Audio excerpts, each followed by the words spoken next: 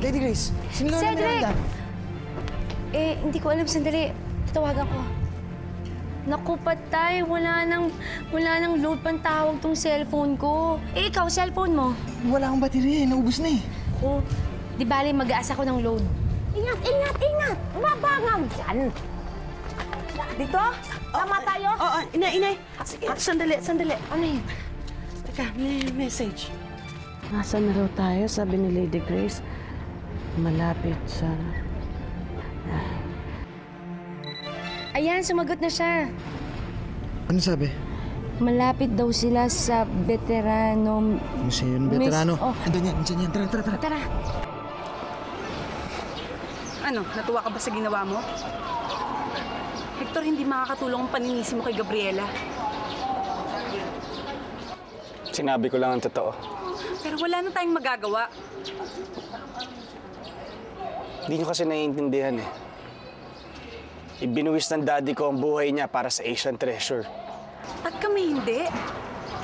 Namatay ng mga magulang ko dahil sa kapatiran. Si Elias hanggang ngayon nagugulo yung buhay niya dahil sa KKK.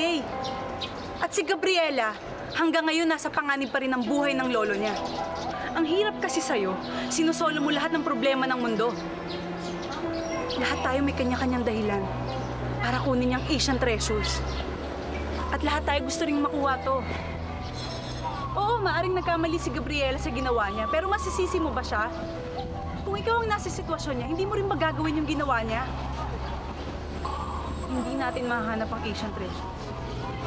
Kung sa tuwing magkakamali sa atin, magsisisihan tayo. Bakit ikaw? Hindi ka pa ba nagkakamali?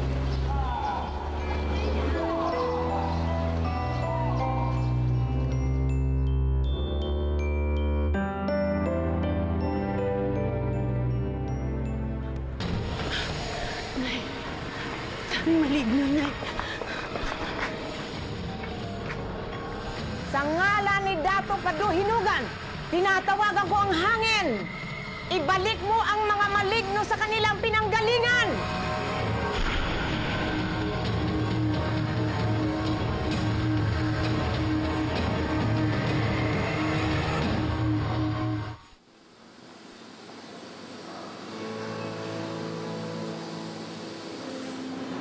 Ngayong wala na nga sa atin ng anting-anting. Wala na rin akong pag-asa makita pa ulit ang lolo. Tanga-tanga ko, Elias. Ayoko ko liwanag pa ako naman ako sa kanya. Gabriela, huwag mo sisihin niya sa iyo.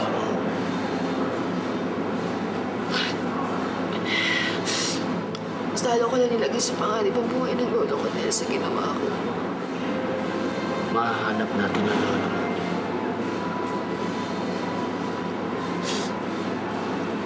Paano? Gagawa tayo ng paraan. Ililigtas natin siya.